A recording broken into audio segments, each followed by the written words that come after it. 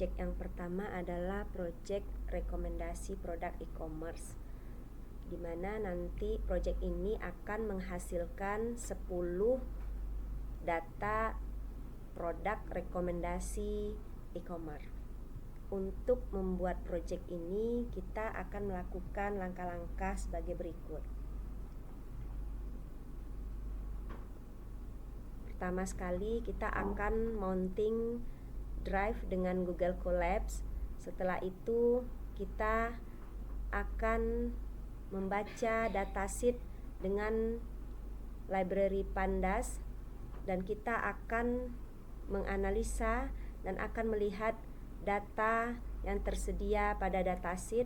Di sini nampak bahwasanya ada data yang memiliki nilai di bawah 0 atau nilai minus pada kolom quantity dan unit price. Kita pastikan terlebih dahulu tipe data pada data file kita. Setelah itu, kita pastikan lagi bahwasanya data kita tersebut tidak ada angka yang nol. Kita menggunakan perintah data file is null, dan ternyata terdapat ada data yang tidak memiliki nilai pada kolom customer ID. Langkah selanjutnya adalah kita akan menghapus isi dari data null atau data yang tidak memiliki nilai pada kolom customer ID. Selanjutnya kita akan membuat sistem rekomendasi produk dengan membuat matrik antara customer ID dengan variabel stock code dan kuantitinya. Di sini dapat kita lihat hasil dari pembuatan matrik. Setelah itu, langkah selanjutnya kita akan merubah value none di atas menjadi angka 0, karena kita akan melakukan kemiripan dari setiap customer. Nah, untuk mengkonversi nilai yang customernya sering membeli produk, nanti akan kita berikan angka 1. Di data sebelumnya kita lihat di sini ada customer yang membeli produk sebanyak, di sini kita lihat ada yang 9, ada yang 1 dan sebagainya. Nah, pada tahap kita untuk mengubah value, kita akan mengubah value-nya tersebut menjadi 1 bagi customer yang membeli produk tersebut. Bagi customer yang tidak membeli produk, kita berikan angkanya 0. Nah, setelah itu di sini dapat kita lihat matriknya telah berubah, angkanya menjadi angka 1 dan angka 0. Nah, langkah selanjutnya adalah kita akan melakukan pencocokan kemiripan dari setiap customer dengan library Cosin Similarity, di mana nanti pencocokan ini juga berbentuk seperti matrik. Nah, karena sudah dicocokkan dengan kemiripan, indeks tersebut sudah disetting ulang. Jadi kita perlu merubah indeksnya itu menjadi menjadi stock code. Kita lihat di sini tadi, setelah kita buatkan metrik, bahwasanya nilainya tadi kita tidak nampak di sini ada stock code dan ada di sini juga quantity, dia hanya berupa angka karena sudah dilakukan pencocokan kemiripan tadi. Nah, sekarang kita akan melakukan merubah indeksnya itu menjadi indeks stock code. Nah, setelah dilakukan perubahan, kita nampak di sini stock code-nya sudah berisi. Ini dia. Nampak perbedaannya. Kita dapat mendefinisikan stock code di sini. Nah, langkah selanjutnya adalah kita akan mendapatkan rekomendasi produk berdasarkan kode produk. Kita akan mencari 10 rekomendasi produk yang mirip dengan stock code yang sudah kita log. Di sini nampak 10 produk rekomendasi. Nah, untuk memanggil stock code tersebut, kita akan memanggilnya dalam 10 rekomendasi dengan menampilkan deskripsinya. Nah, ini dia hasil tampilannya, terdapat 10 produk rekomendasi dari e-commerce. Sekian penjelasan dari langkah-langkah membuat project rekomendasi produk e-commerce.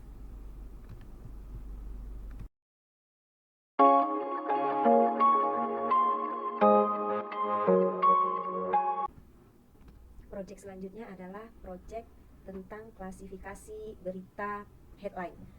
Pada project ini nanti akan dihasilkan klasifikasi di mana berita yang kita inputkan title-nya sebagai inputan nanti akan memberikan klasifikasi prediksi berita hoax atau berita fakta. Nah, untuk membuat project ini kita lihat langkah-langkahnya sebagai berikut. Di mana langkah pertama adalah kita mounting drive, dan setelah itu kita membaca datasheet dengan library Pandas. Kita lihat di sini datasheetnya. Setelah kita analisa bahwasanya ada kolom time dan kolom author yang rasanya kolom tersebut tidak diperlukan, dan kita akan menghapus kedua kolom tersebut. Setelah kita hapus kolom tersebut, kita lihat perubahannya. Nampak di sini bahwa kolom timestamp dan author sudah tidak ada lagi. Langkah selanjutnya adalah kita akan mengubah data frame menjadi DF sampel. Di sini nanti kita akan mengecek apakah ada data null dengan menjumlahkan datanya. Nah, kalau ada data yang null atau yang lebih dari nol, kalau ada data yang null atau tidak ada memiliki data, kita akan drop kolom tersebut. Dan di sini kita lihat datanya sudah berisi semuanya dan tidak ada lagi kolom yang null. Dan kita akan melihat total indeks data. Di sini nampak total indeks datanya ada 2000 dan kolomnya terdiri atas 4. Setelah itu kita akan menghapus kata-kata atau karakter spesial yang tidak diperlukan yang menghambat data dengan menggunakan library reg dan string. Regular expression mengekspresikan karakter tertentu. Jika bertemu dengan karakter tersebut akan diganti dengan karakter. Regec lebih akurat, mempunyai karakter yang cukup rumit dan membuat fungsi yang tujuannya menghapus karakter spesial dan menghapus kata-kata yang tidak diperlukan. Langkah selanjutnya adalah kita akan mengaplikasikan sebuah function ke dalam kolom title dan full text. Ini perintahnya, dan kita akan apply. Kita akan tampilkan kolom title dan kolom full text. Langkah selanjutnya adalah kita akan melakukan vectorizer data, di mana tadi kita sudah berhasil menghapus karakter spesial. Langkah selanjutnya adalah kita akan melakukan train data. Kita prediksi apakah data yang kita inputkan hoax atau tidak menggunakan train. Ini kita lihat perintahnya, di mana nanti kita menggunakan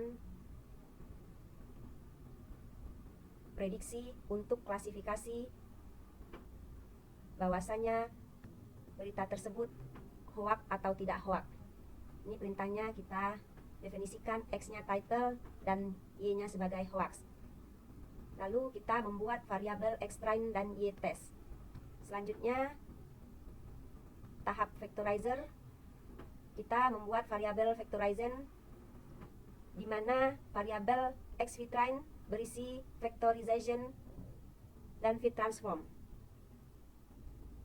Begitu juga untuk variabel xtest. Nah, kita di sini sudah memasuki tahap linear model prediction. Tahap ini adalah tahap linear model prediction logistic regression. Kita melakukan logistic regression dengan kita membuat variabel LR sebagai logistic regression dan LR.fit untuk X-train dan Y-train. Kita lihat model logistic regression dan kita lihat skor dari XV dan Y-test tersebut adalah 0,96 yang menandakan bahwasanya model ini prediksinya lebih tepat, lebih bagus atau lebih bagus karena skornya hampir mendekati angka 1. Selanjutnya kita akan melakukan predik dengan variabel pred LR dan kita lihat di sini precision, recall, F-score dan supportnya. Selanjutnya kita melakukan pada model decision tree classifier di mana kita lihat decision tree skornya juga memiliki angka yang hampir mendekati 1 di mana nilainya adalah 0,91. Kita lihat prediksinya, kita lihat prediksi dari decision tree. Kita bisa melihat hasil dari precision, recall, dan F1 score. Nah, langkah selanjutnya adalah kita menggunakan model yang sudah dibuat inputan untuk memprediksi hoax atau tidak hoax. Kita akan membuat function di sini untuk output dan membuat function untuk input untuk memprediksi kategori dari klasifikasi title yang akan kita inputkan. Nah, kita lihat di sini ini function yang kita buat. Nah, setelah kita membuat sebuah function, kita uji coba prediksi dan uji output prediksi. Selanjutnya kita cek bagaimana cara kita untuk menginput data title. Kita akan input data title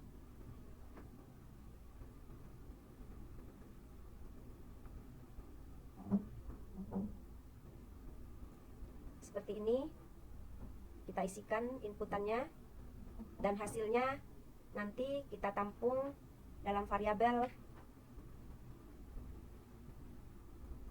hoax atau fakta. Nah, kita uji satu headline, misalnya seperti ini, titlenya. Nah, hasilnya nanti akan memberikan nilai 0 atau 1. Nah, di sini hasilnya adalah 0 dari headline title berita yang kita inputkan. Sekarang kita tinggal memasukkan sebuah fungsi inputan. Caranya adalah membuat variabel title dengan isinya inputan, lalu kita panggil sebuah function di mana parameternya variabel yang sudah kita buat. Ini functionnya dan kita coba input datanya dan hasilnya memberikan LR prediction dan decision tree prediction. Sekian untuk penjelasan project klasifikasi berita headline.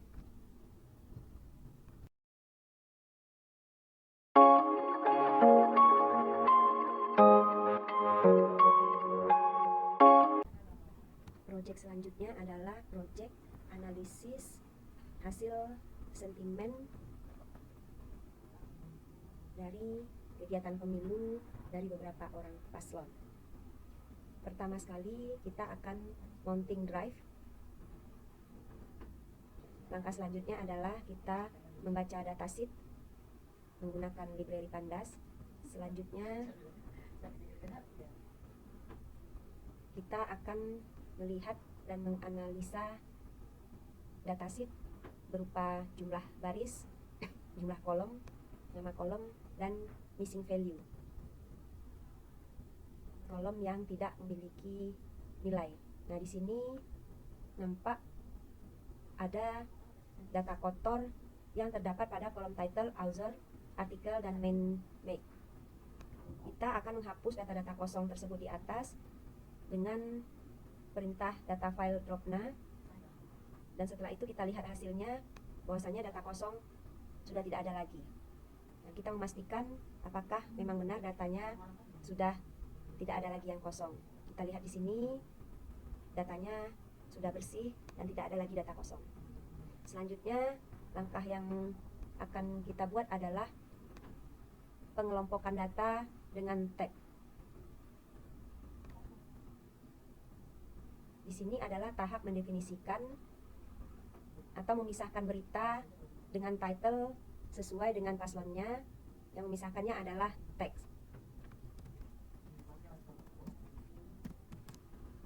Kita rubah data tag yang berupa string menjadi array, dan kita menggunakan fungsi eval, di mana fungsi tersebut akan merubah data string menjadi objek. Setelah itu kita akan pisahkan menggunakan fungsi array explode, di mana yang akan dieksploit nanti adalah kolom tags. Akan nampak nanti ada title yang sama, akan tetapi tagnya berbeda-beda. Tag yang berbeda tersebut akan kita grouping. Ini langkah-langkahnya untuk menggroup tag tersebut. Kenapa harus kita grouping? Karena ada tag yang sama pada masing-masing paslon. Setelah itu kita buat data file group, di mana kita akan panggil supaya nanti yang tampil title dan artikel tagnya menggunakan fungsi aggregate list. Jika selesai, group akan dijadikan sebagai list untuk mengambil data sesuai tag. Jadi tag dan titlenya akan berubah jadi array. Ini array yang sudah dibuat. Ini ada tagnya, ada title, dan ada artikel. Nah, setelah itu kita membuat sentimen analisis. Kita akan membuat fungsi yang akan menggabungkan title dengan artikelnya dan akan menghitung sentimen menjadi skor sentimen, dan agar lebih akurasi kita akan gabungkan antara title dan artikelnya menjadi satu, karena title tersebut mencakup isi konteks dari artikel.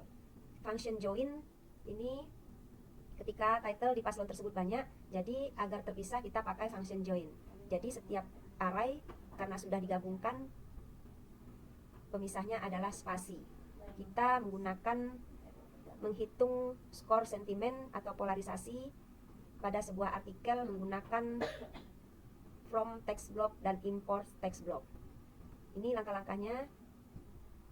Kita akan menjoinkan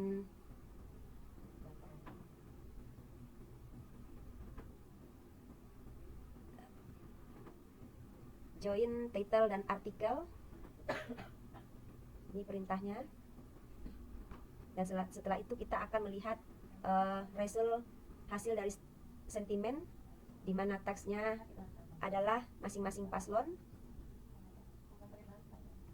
Dan setelah itu nanti kita akan melihat hasil sentimennya. Nah, dari fungsi di atas kita akan bisa melihat skor dari sentimen berdasarkan analisis sentimen. Didapatkan ada skor pada masing-masing paslon, dan kita bisa memanggil base sentiment menggunakan fungsi base sentiment, dan akan muncul hasilnya paslon mana yang memiliki sentimen terbaik. Dan kita juga bisa panggil paslon yang memiliki hasil sentimen terbaik. Nah, dari hasil analisis ini kita bisa melihat bahwasanya paslon mana yang memiliki hasil sentimen positif, negatif, dan netral. Demikian tahap pengerjaan proyek analisis hasil sentimen.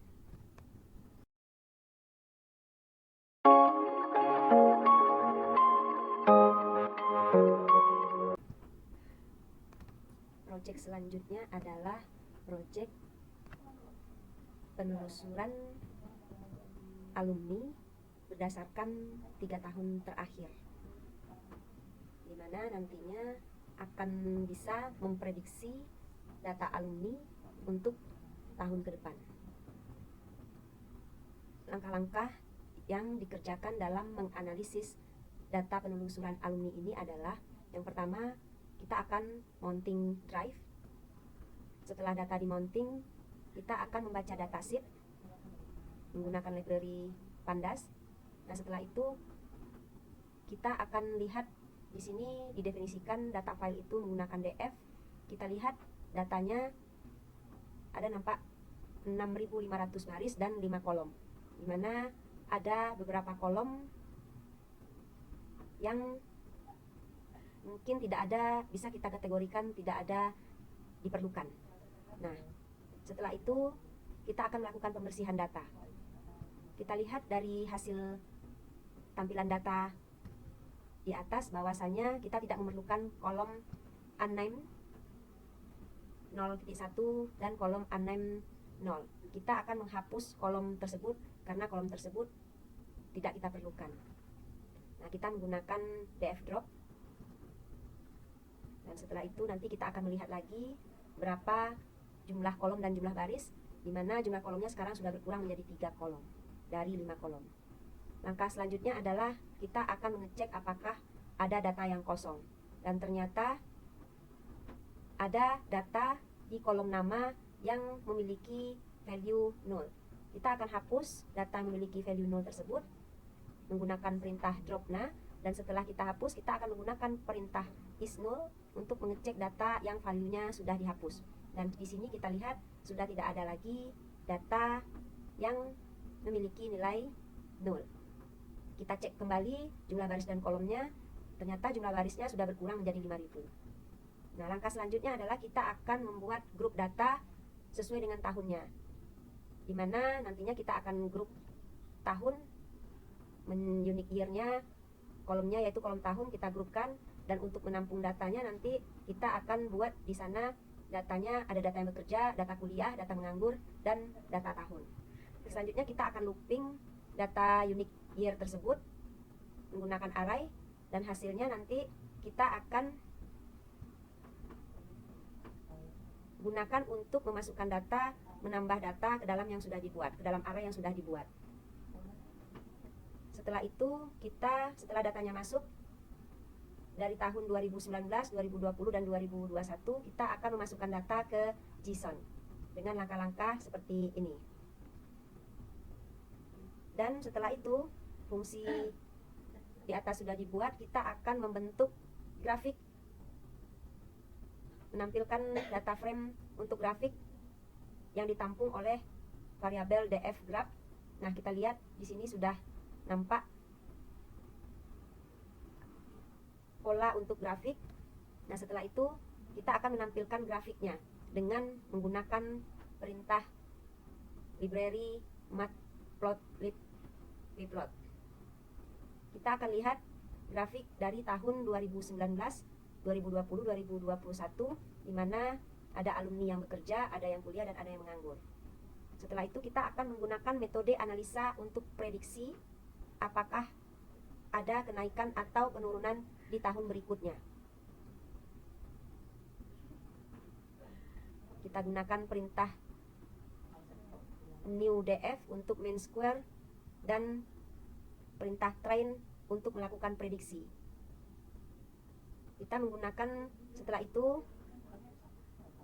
setelah membuat train, kita akan melakukan pemodelan SVR, di mana nanti model tersebut digunakan untuk melakukan prediksi, di mana kita akan membuat insert ke kolom, dan hasil prediksi tesnya nanti akan nampak di sana mean square error untuk bekerja, dan begitu juga mean square error untuk kuliah, dan mean square error untuk yang data menganggur.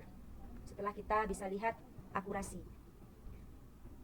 Selanjutnya kita akan membuat grafik dari prediksi pemodelan data analisis di atas, dan kita akan bisa lihat prediksi untuk tahun berikutnya, yaitu prediksi tahun 2022. Nah, ini grafiknya, dan kita bisa melihat hasil analisa menggunakan grid, dan bisa kita tampilkan nanti grafiknya, dan bisa kita lihat nanti berapa prediksi data siswa yang bekerja, data siswa yang kuliah, dan data siswa yang menganggur. Demikian langkah-langkah untuk membuat proyek prediksi penelusuran alumni.